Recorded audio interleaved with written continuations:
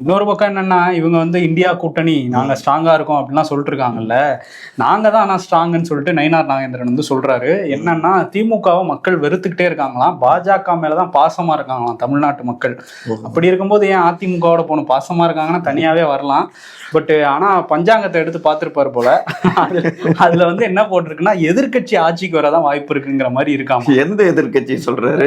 தமிழ்நாட்டுல பலவா இருக்கு. இல்ல, தமிழ்நாட்டுல எதிர்க்கட்சியா இருக்கிற பிரதான எதிர்க்கட்சி அதிமுக தான் சொல்றாரு. ஓ, அப்படிதான் சொல்றாரு. அவங்களும் எதிர்க்கட்சி தான். ஓ, பஞ்சாங்கத்துல அதிமுக வரும்லாம் போட்டிருக்காங்க. அந்த அளவுக்கு போடல போல. அவர் பாத்துட்டாரு போல, ஏதோ பஞ்சாங்கத்தை பார்த்தேன், ஆளுங்கட்சிக்கு நேரம் சரியில்லை, எதிர்க்கட்சி தான் ஆட்சிக்கு வருங்கிற மாதிரி இருக்குன்னு இருக்காரு. ஆளாளுக்கு இப்படி கெவிலி கத்துது அப்படின்னு சொல்லி ஒரு ரூட் எடுக்கிறாங்க. எனிவே நாங்க ஜெயிக்கணும்னு நம்பிக்கையா போறாங்க. ஆமா. இன்னொரு பக்கம் சீமான் நாங்க தனிச்சுதான், இந்த கூட்டணியே வேணாம் எங்களுக்குன்ட்டு அவருக்கு மாநாடுகளா வெறியத்தை தான் அப்படின்னு முறுக்கேத்திட்டு நேத்து பேசியிருக்காப்ல நெல்லையில.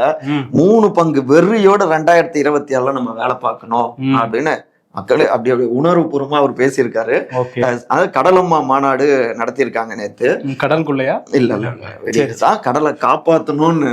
ஏங்க நீங்க அப்ப சுடுகாடை பாதுகாக்கணும் அப்படின்னா நீங்க வேற மாதிரி கேட்பீங்க.